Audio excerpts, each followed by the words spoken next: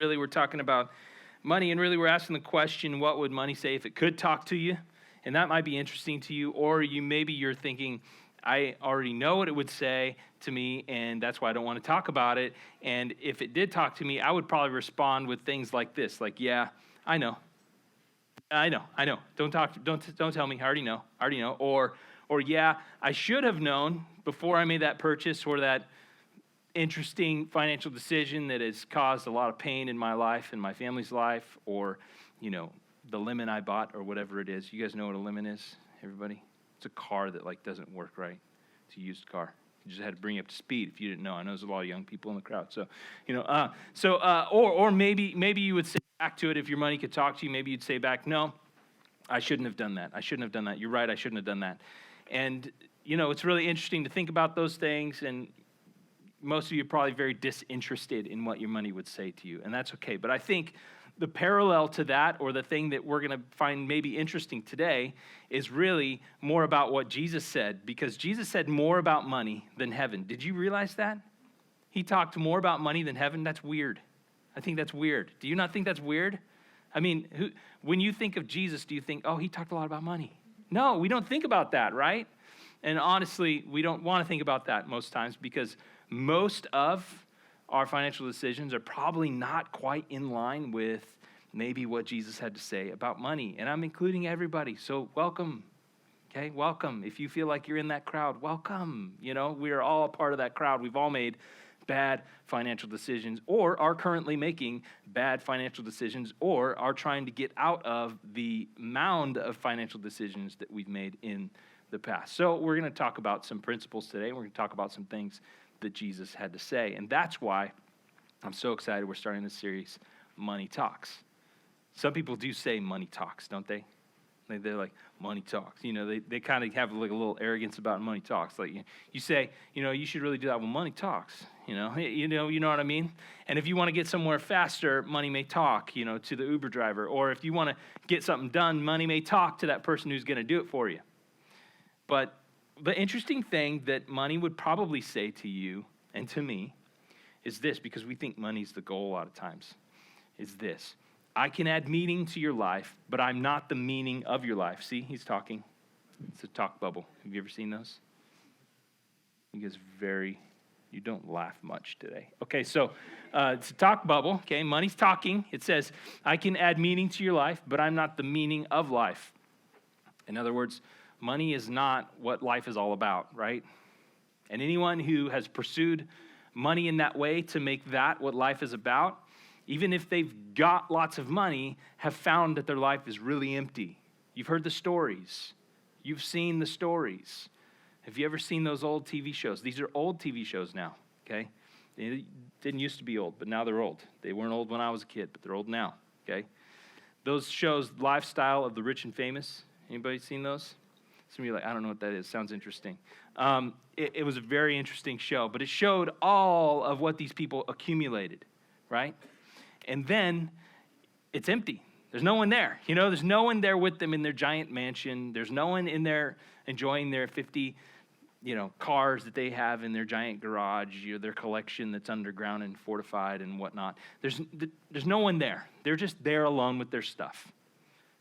Fun, yay, I've got a movie room in my house, but no one to watch movies with me. It's just, if you make money what life is about, then you're going to have an empty life. So if you make money an end, right, you may end up alone.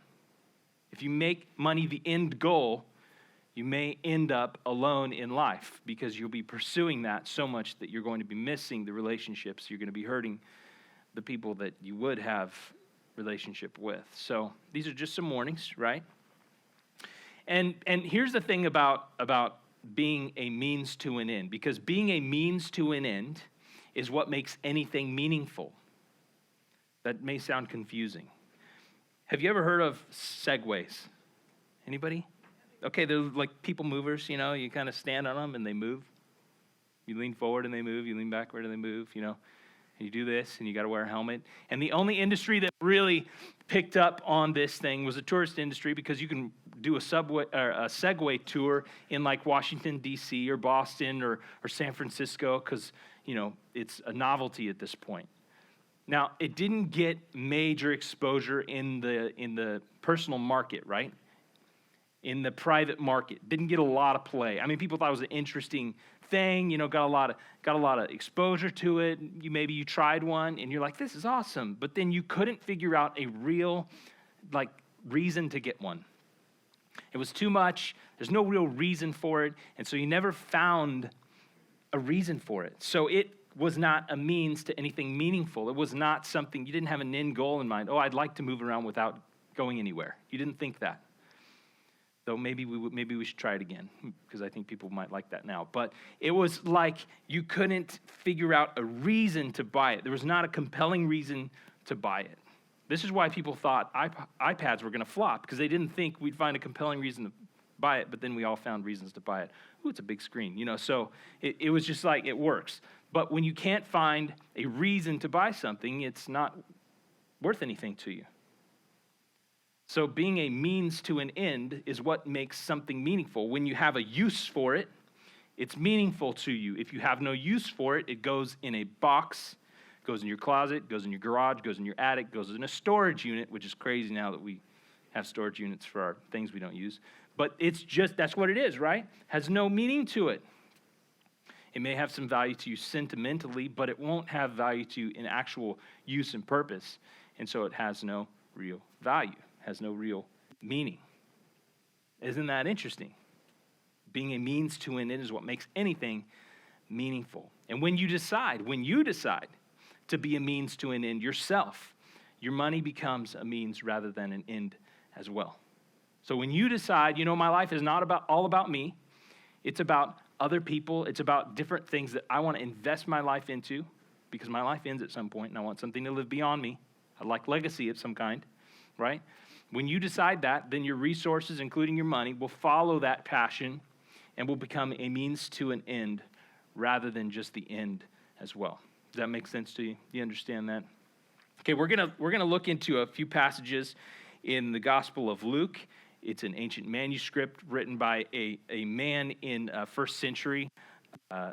He's a writer and he's a doctor, and he compiles the story of Jesus by talking to eyewitnesses. He draws a lot from Mark, and he draws a lot from people who were with Jesus, and he compiles the whole story. He tries to make an orderly account for someone. And it was so good. It was so good that it was meticulously copied over and over and over again and spread among all the churches in the first century. So this is a really interesting document, and it's found in the Bible. And so we're going to take a look at Luke in chapter 16, and this is what happens. Jesus told his disciples. Now here, disciples means anyone who's kind of following him around and following him around through the countryside as he teaches and as he heals people, all this kind of stuff. Not only the 12 apostles, but all the disciples who were kind of following him. So Jesus told his disciples, there was a rich man. Okay, when he starts things with, this is a parable. This is a story that he is making up to illustrate a point, to give you a principle, for you to understand something about the kingdom of God or God's nature or how we relate to him. So this is something, it's a way that he helps illuminate really hard things to understand for people. Story, just as we do today. We use stories all the time. That's why we love movies, because they're like parables. And so, movie, here he goes. Okay, here's Jesus' little mini movie. You have to play it in your head, though, because he didn't actually have a camera, so you got to play it in your head.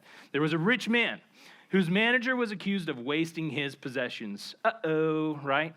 Uh-oh, he's going to be in trouble, isn't he? Keep going. So he called him in and asked him, what is this I hear about you? Give an account of your management, because you cannot be manager any longer. Uh-oh, right? So he hasn't been doing a good job managing his master's money. And the master hears about it. The master calls him in. He goes, listen, I got to make a change. Anybody ever been in a meeting where they say, we got to make a change? It's a bad deal, okay? We're going to make a change. Those are bad words. You don't want to hear those words. Trust me, they're bad words. So you're in the meeting. He says, we're going to make a change, management change. We're going to have to let you go. That's basically what he's saying. But before you go, I need you to collect everything. Like, get the big book of all the accounts, make sure everything is in order, and give it to me so I can hand it off to the next guy, because you ain't the next guy. He's got a short amount of time to do something that the manager has told him to do. So he says, give an account for everything. And that's what happens. So he called him in and asked him, what does this here about you? Give an account of your management because you cannot be manager any longer. The manager said to himself, what shall I do now? This is the guy who has not been honest, who hasn't been diligent, who hasn't done his job very well. What shall I do now? My master is taking away my job. I'm not strong enough to dig, and I'm ashamed to beg. Those are his options in his community. I've either got to do manual labor, and I'm not strong enough for it, or I've got to go beg on the street, but I'm too proud for that. Those are his options. So what is he going to do? Let's keep going. I know what I'll do so that when I lose my job, he knows his job is being lost. He knows it's leaving. When I lose my job here, people will welcome me into their houses. So he's got a plan. He's like, I know I'm losing my job. I've got a short amount of time to do something spectacular to make sure that I've got something to go to after this, so that I've got some people to go to after this. I've been kind of lazy. I haven't really done my job very well, but I got to do something right now to ensure I've got a future. That's what he's thinking. So he called in each of his master's debtors, right? Someone who owed his master something. And he asked the first, how much do you owe my master? How much do you owe my master?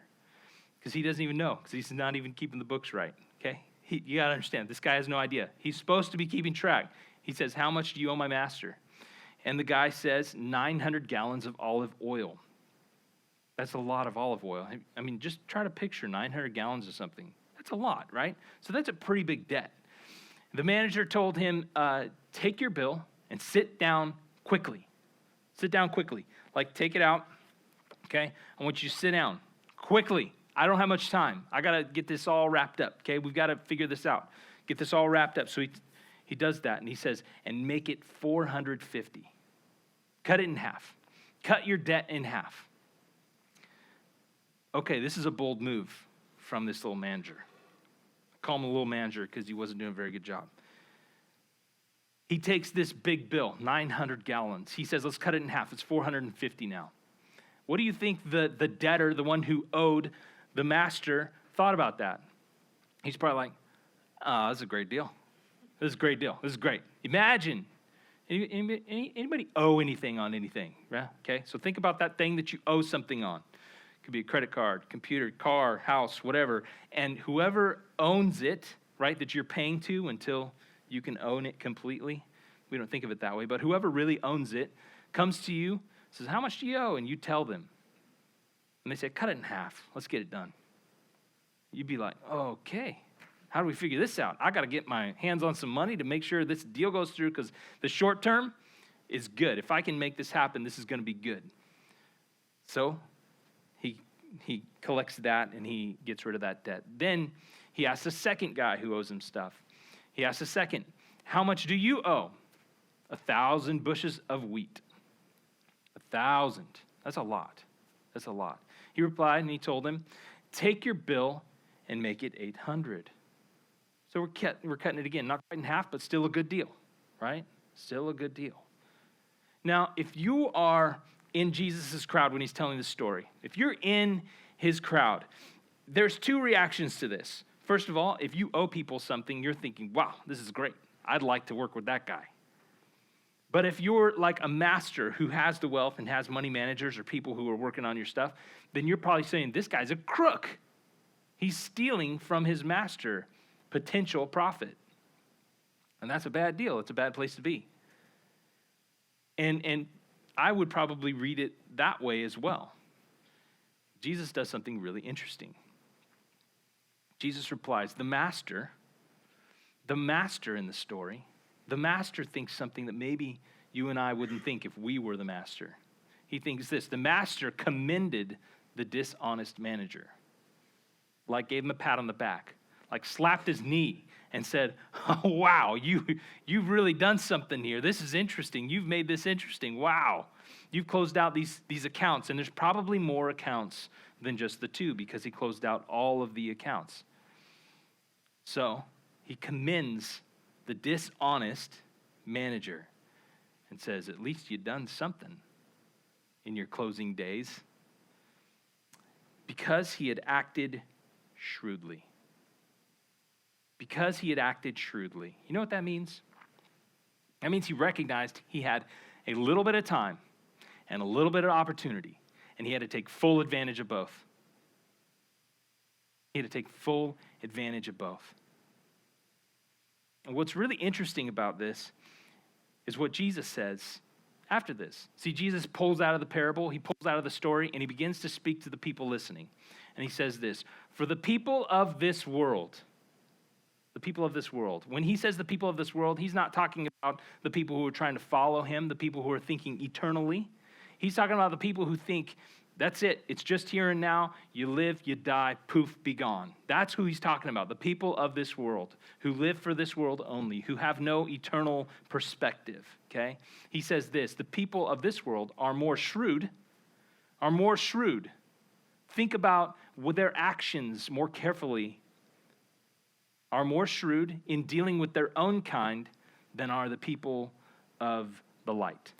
The people of the light are the people that he's talking to who are trying to follow him or who have an eternal perspective. In fact, if you are a Jesus follower, you are people of the light. You're not people of the world. So think about it that way. Someone who believes that you live, you die, and that's it, acts pretty shrewdly financially. They think about things. They think about how it impacts things. Sometimes those of us who have an eternal perspective, we're like, we got like all eternity to figure things out, or we've got a long time, or we're a little bit more fluid with things. You know, we have a longer timeline in mind. And so sometimes we don't think through all of our decisions quite the same way. And that's an interesting perspective that Jesus gives to these people in this parable. See, the money manager was commended for taking full advantage of his limited time and his limited opportunity. He was commended. There's a pat on the back. Hey, good job, man. You had a little bit of time to do something and a little bit of opportunity, and you took advantage of it. Wow. Most people would just give up. They just hand me the book and be like, good luck to you. You figure it out. He took that opportunity to do something. Jesus continues, I tell you, use worldly wealth to gain friends for yourself, so that when it is gone, you will be welcomed into eternal dwellings. That sounds really weird, okay? And I can't even begin to unpack that fully for you because I'm not sure I fully understand the implications of that. However, here's what I do know. According to Jesus, money is a means. Money is a means, not an end. It's not something you use other people to get to. It's something you use for the benefit of other people. Does that make sense? It's not the end, it's a means to an end. It's a means to an end. So the question that perhaps we should be asking is, how can I leverage more of what I have as a means to an end that's not me, that I'm not the end? How can I leverage more of what I have so that it benefits other people more? That is a good question. And that's a question that's brought up in this story. So here's one suggestion that I would have for anyone who wants to seriously ask this question. For anyone who's serious, who wants to take this seriously, and you don't have to take it seriously if you don't want to, but you're here, and it's good information, so I suggest you do, okay? So here's a suggestion. I would like you to think about, how can I turn my stuff into stories? How can I turn my stuff into stories? So why would it matter that you have stuff unless it's used to benefit other people, unless it's used to make life better, unless it's used to make a difference in the world? Why does stuff matter unless it has that kind of a use for it, right? So how can you turn stuff into stories? Well, there's simple things you can do, like have a garage sale and donate the proceeds to a good cause, right? Because, you all have stuff that you don't need, you don't use. It's taking up space, right? And you haven't seen it in 4 years, but maybe you know it's there. I mean, the moment you put it in that box and you start walking to wherever you're going to put it, maybe we should think twice and go, maybe I should put this into circulation for someone else to use, that it would help, that it would benefit, instead of just putting it wherever I'm going to store with all my other stuff that I don't use? How can I turn stuff into stories? How can I liquidate things to turn it into stories? How can I make a difference with what I own, right? And I think the question you have to ask yourself is, do you want stuff or do you want more stories?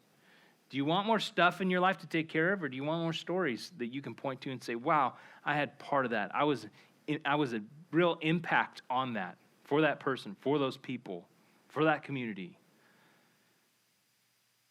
That's a good question. Do I want more stuff or do I want more stories?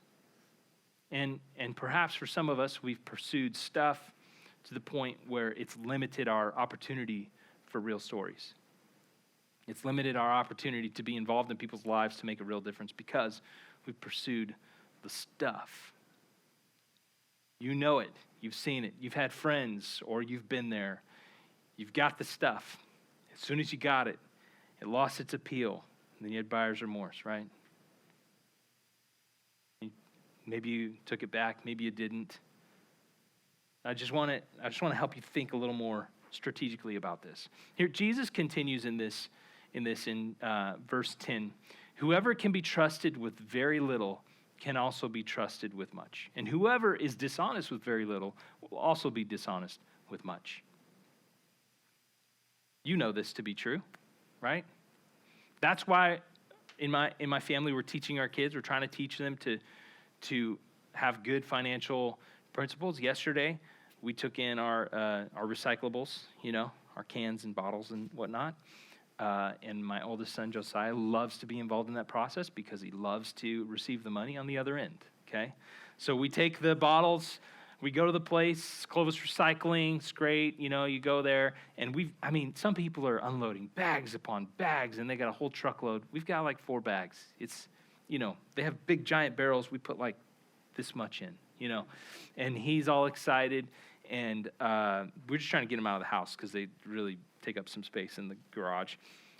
My wife's not a big fan of it. So anyway, it just takes up space, and it's just there. So we got rid of it yesterday. And Josiah, my oldest, right, he's all excited. How much are we going to get? I'm like, I don't know, maybe $12. And he's like, yeah, maybe. So then we get it, we get 12 and change, right?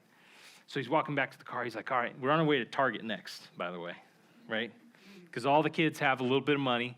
Bryn's been saving it for a while. She's loaded at this point. And then Eli's got barely anything, thinks he can buy like a car with his $7 or whatever it is. And Josiah's kind of in the middle somewhere. And so they all have ideas of what they want to get. And so on the way back to the car, Josiah's talking about, well, I'm going to, I think I'm going to get this. And I'm like, remember, because we haven't done the recyclables in a little bit. And I got to remind him, remember, you're going to give some. You're going to save some in the bank, and then you can do whatever you want with the rest. He's like, oh, yeah, that's right, because it's easy to forget. So he's like, okay, so he's got it in his mind again, right? But that's what we try to help our kids do. We're trying to help them give some, save some, live on the rest. And at their level, right, living on the rest means they get to do whatever they want. For us, it's like live on the rest is like, okay, there's mortgage, there's, we have bills. They don't really have bills. But they're kind of getting the principle, right? So they give a little, save a little, live on the rest, play with the rest, really, for them. But as adults, it's a good principle for you to have. You give a percentage, you save a percentage, and you live on the rest. And here's what's really important. The younger you are, and the more you can make this like this, that's what I want to do, because it's a good financial principle. That's what I want to do. Before you have any money, if you have that mindset and you say, I'm going to live on 80% of my income, whatever that is, then you budget to that. Instead of letting the industry tell you what you're going to do with your money. Because you know what happens? You fill out the application for the apartment, or you fill out the application for the house, or whatever, and they tell you what you can afford. And a lot of times you can't actually afford that. That's just what they tell you can afford, right? So you want to make sure, no, listen, I know that I make this much, but I want to spend this much. You go in there with the power of knowing how much you want to spend rather than letting someone else tell you, you should spend this much. Your life will be different. I'm just telling you, you're going to avoid a lot of pitfalls. I promise you, that is a principle that works. if you will decide how much you're going to live on of your income, of your total income, it will change the trajectory of your life and it will save you from financial ruin. Just telling you. There's like so many people who could back me up on this who have experienced the opposite. So that's a little principle. That's for free. But Jesus, let's get back to Jesus. In chapter 16, verse 11, he says this, "So if you have not been trustworthy in handling worldly wealth, who will trust you with true riches?" And some of us are like, I didn't know there was another kind of wealth. There is another kind of wealth. There is another kind of wealth. And that wealth has to do with your impact on other people, has to do with your impact on eternity, has to do with how you are impacting those around you and giving them a better life. So if you have not been trustworthy in handling worldly wealth, who will trust you with true riches? Nobody will. Because according to Jesus, money is also a test. Money is a test of what you can be trusted with. Money is a test. Verse 12, "And if you have not been trustworthy with someone else's property, who will give you property of your own?" If you ever want to own your own property, then you need to be trustworthy with whoever's property they let you manage. If you ever want a house of your own and you rent, be a good renter. I'm just telling you, these are good principles. If you have not been trustworthy with someone else's property, who will give you property of your own? You know what's really interesting is that the Jesus perspective on money and everything that you have, not just money, but possessions and everything that you have, everything good that you have, the Jesus perspective is that 100% of it is actually God's, and you and I are managers. That changes things. That changes things. Here's what I think your money would say if it could talk to you. A couple of things, okay? Number one, I'll still be here when you're gone. I'll still be here. I can't go with you. You're going to be gone at some point. I'll still be here. Okay, that's one thing I think your money would say to you. And the moment you think you own me, like this is my money. I earned this money. You know that? I earned this money. It's my money. The moment you think you own me, I own you. Because if you make money your God, it's not going to help you. It's not going to get you anywhere in life. See, because, like I said, we are managers of whatever we have. We're managers of our money. We're managers of our wealth. We're managers of the things that are entrusted to us. And we're not owners. We are managers. So everything that you own is actually God's and should be up for grabs for him to use however he sees fit. That doesn't necessarily mean if you have a house, you need to give your house away. I'm just saying that it should be used for his glory. So have people over. Invest in other people in that location. It's a good principle. Money would say, I'm a means, not an end. I'm a means to an end, not an end in itself, right? I'm a tool and a test, but I'm not the answer for all your troubles and woes. I'm a tool and a test. I'm to be used for good, and you're also being tested. How you will manage this will determine a lot of what is entrusted to you. I think it would say, I can add meaning to your life, but I'm not the meaning of life. I can add meaning, but I'm not the meaning, okay? And if being a means to an end, if being a means to an end is what gives your life meaning, you got to ask yourself, to what ends do you want your life to be a means? What are the core issues, causes? What are the core things that you want to invest your life and all of your wealth into to make a difference? And that's really important to ask yourself. Because if you don't ask yourself that question, if you don't answer it for yourself, then your appetites will automatically determine what your end is. You know what an appetite is, right? An appetite is something that you have like an inkling towards, a yearning towards, something that you want to do or become.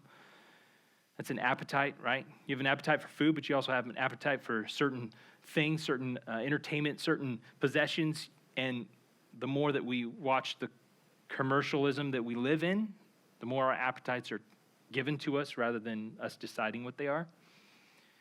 And so your appetites will automatically determine what you're going to do with your wealth if you're not careful and you don't make that decision for yourself.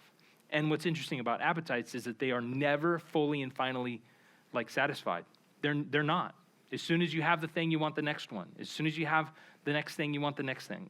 As soon as you level up in one area, you want to level up again, or you want to level up everything else to match it. Or you celebrate a $10,000, raise with a $30,000 car. Doesn't make sense, but that's what people do all the time, right? So you got to decide what you want to do and how you want to control things, or things will be controlled for you, right? Because you're a manager. You're not an owner. Here's what I know your answer is not. These are not the things that you want to be the end of your life. These are not the things that you would like to become your soul life's focus, right? It's not this. It's not accumulation. You don't just want to accumulate things and create some big hoard of things, If you're into collectibles, maybe that's something that you like, but sometimes it can get out of control, right? It's not to consume. It's not just to take things and use them up. It's not just to consume and consume and consume and consume for the sake of consumption. It's not upgrades. You don't want your life to be all about upgrades and all about the next thing and leveling up and all that kind of stuff. You don't want it to be fashion forward. You know that we have something called flash fashion. You know what that is? It's like the moment it hits the store, it's already out of style, and they're creating the next one for 2 weeks from now. And the clothes that you just bought are worthless already. You don't want to be that person who I've actually talked to a guy who he never wears a t-shirt twice because after it washes, he thinks it's ruined. Never wears a t-shirt twice. Do you know how much money he's wasting? That's crazy. Crazy. That's insane. How about this? You don't want just a house full of stuff. You don't. That's hoarding. You've seen the show? It's crazy.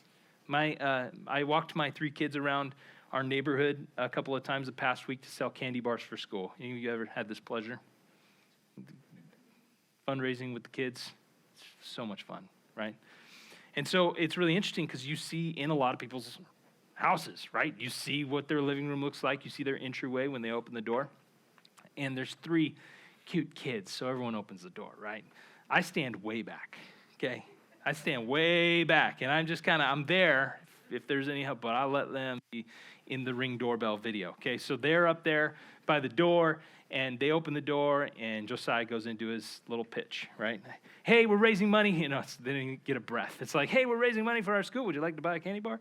And it's real fun and everything, but you see right through that living room, and you see, first of all, what I've learned is everybody has a dog, or 4. It's just true. And there are a lot of people who just hoard stuff. There's just boxes of stuff in their living room. Boxes and boxes and boxes of stuff. Maybe that's you. I don't know. But I'm just telling you that there's probably a better way to live. A simpler way to live. A way that would create less anxiety in you, because that stuff adds to the level of anxiety people feel around your house. You don't want a house just full of stuff for the sake of having stuff. Now, if you're planning on giving it away, that's fine. Okay, I got you there. But you don't want a house just full of stuff for the sake of having stuff. This is what you don't want to be the narrative for your life at the end of your life. You don't want it to be something like this. She ate, she drank, she was merry, then she died. You don't want that to be that's a poorly lived life, okay? That's a poorly lived life. You got nothing else to say for yourself except for yourself. See, if you live for yourself, you'll only have yourself to show for yourself at the end of yourself. How about that? And you're gone at the end of yourself.